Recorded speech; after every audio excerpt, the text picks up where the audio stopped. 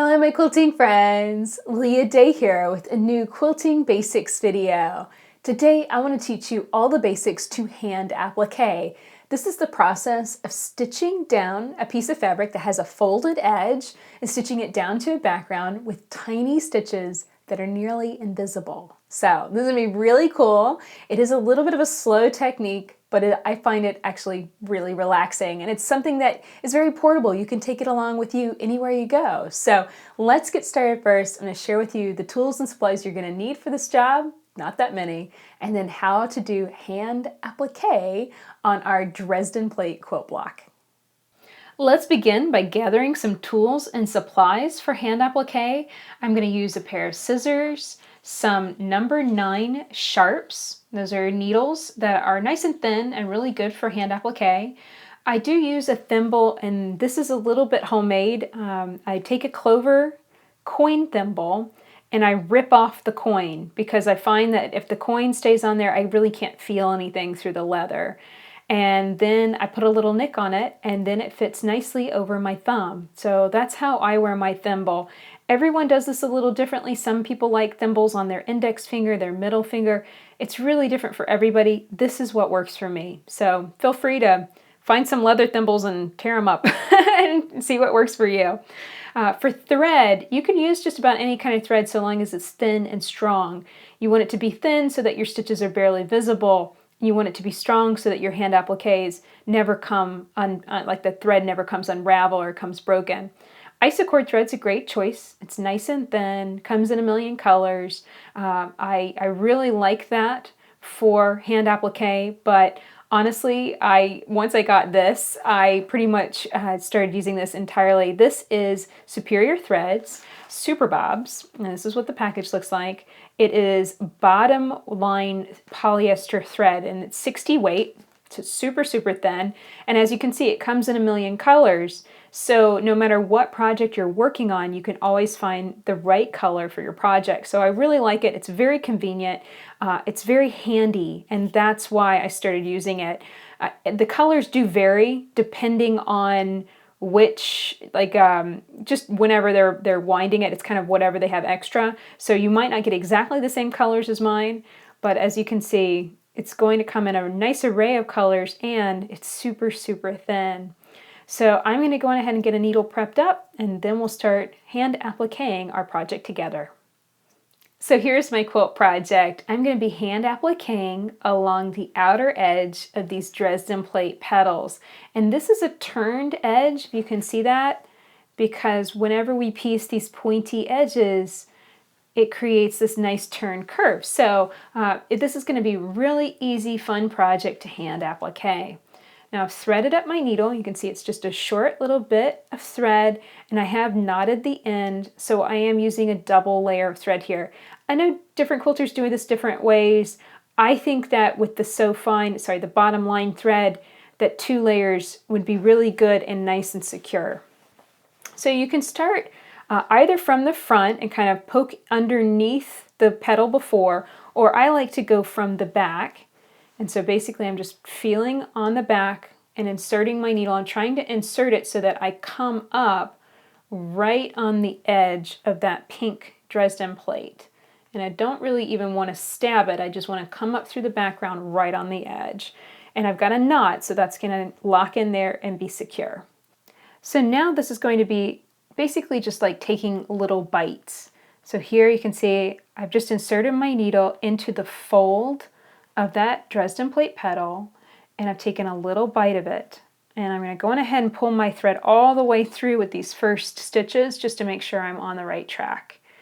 And then I'll take a little bite into the background. And so when I'm inserting this needle, I'm making sure that I am inserting it into the background right below that fold. I don't want it to be kind of veering off at a weird angle. I want it also to run parallel with that folded edge of the Dresden plate petal. So now I'll take another little bite into the petal. And my thread here is so short, mostly for the video. Usually I don't pull all the way through this way. I'll pull just my needle through and then take the next stitch just like this, and kind of chain them together, and then I'll pull the whole thing through once I have 3 to 5 stitches on my needle. And I'll usually always pull through when I've just taken a stitch into the background. And I do that so that way I'm not putting any extra stress on that folded edge of my applique. So you can see when I pull the thread tight, not too tight, but just tight enough, that it almost is completely invisible. It's pulling that folded edge into the background. It's pulling the background up to that folded edge. So it forms almost an invisible join. There's almost no sign that there's stitching there. And you want to keep your stitches small. I'm kind of lucky that I did beadwork for years before I got into quilting. And with beadwork, you know, the smallest size bead is a seed bead or a delica bead. And that's the size that kind of got logged into my head when it comes to quilting. And so the size of stitch that I'm taking is about the size of a seed bead. And so it's, you know, it might even be worth it to do a little beadwork, and you might find that your stitches will naturally become smaller because of that. And it can be very helpful. Oops, I just made a mistake, and this is something that is easy to happen. I looped my thread through another thread, so it's kind of forming a little bit of a mess here. Let's see if I can fix it and show you how to fix it when this happens.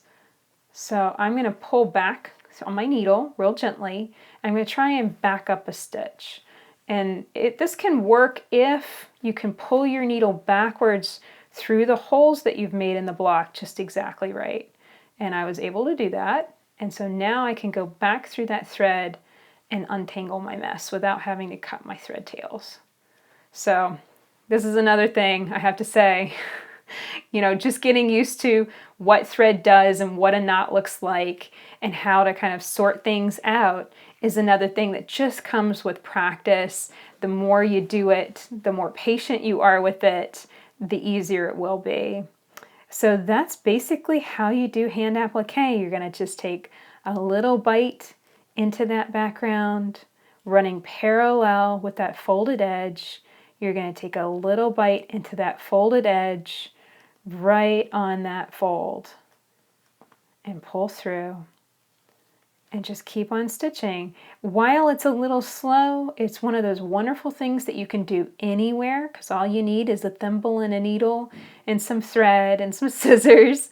You can keep all of that in a little bag. So it's very, very handy. And as you can see, it's also very relaxing.